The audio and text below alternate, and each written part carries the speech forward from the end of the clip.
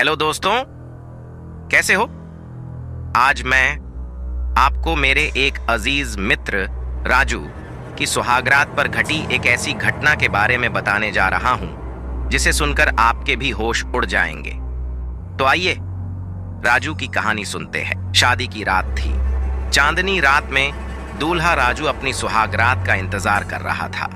दुल्हन रानी लाल जोड़े में सजी डर और उत्साह के मिश्रण से घबराई हुई थी। राजू ने धीरे से रानी का घूंघट उठाया, लेकिन उसके सामने जो नजारा था वो उसे डराने के लिए काफी था। रानी के चेहरे पर डरावनी मुस्कान थी, उसकी आंखें लाल थीं और उसके नाखून लंबे और नुकीले थे। राजू घबराकर पीछे हट गया।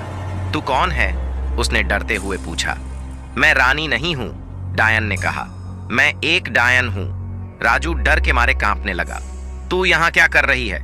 मैं तुम्हें मारने आई हूं, डायन ने कहा। तुम्हारे पिता ने मुझे तुम्हारी जान लेने के लिए भेजा है। कृपया मुझे मत मारो, राजू ने विनती की। मैंने तुम्हारा कुछ नहीं बिगाड़ा। तुम्हारे पिता ने मेरे पिता को मार डाला, डायन ने कहा। अब मैं बदला लेने आई हूं। डायन ने अपना हाथ राजू की ओर बढ़ाया। उसके हाथों से काली ऊर्जा निकल रही थी। राजू ने डर के मारे अपनी आंखें बंद कर लीं। उसने सोचा कि अब उसकी मृत्यु निश्चित है, लेकिन तभी उसे एक आवाज सुनाई दी। डायन, रुक जा। राजू ने अपनी आंखें खोली। उसके सामने एक बूढ़ा आदमी खड़ा था। तू कौन है? डायन ने पूछा। मैं एक ऋषि हूं, बूढ़े आदमी ने कहा। मैं तुम्हें रोकने के लिए आया हूं। ऋषि ने डायन की ओर देखा और उसकी आंखों में तेजस्वी प्रकाश चमकने लगा। डायन डर के मारे पीछे हट गई। तू मुझसे क्या चाहता है? मैं चाहता हूं कि तू राजू को छोड़ दे, ऋषि ने कहा। उसने तुम्हारा कुछ नहीं बिगाड़ा। डायन ने ऋषि की ओर देखा और फिर राजू की ओर देखा। ठीक है, डायन ने कहा, मैं उसे छोड़ दूंगी। डायन ने राजू की ओर देखा। तुम्हारी किस्मत अच्छी है, डायन ने कहा, लेकिन अगली बार इतने भाग्यशाली नहीं होगे। डायन गायब हो गई।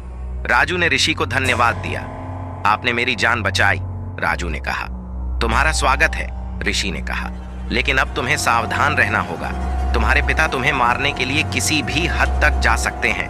राजू ने ऋषि की बातों को ध्यान में रखा। उसने रानी को बताया कि क्या हुआ था। रानी भी डर गई थी।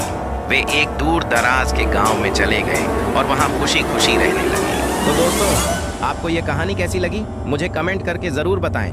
और हाँ, हमारे चैनल को सब्सक्राइब करना ना भूलें। मैं मिलूंगा आपको ऐसी ही किसी और कहानी के साथ। तब तक अपना ख्याल रखें।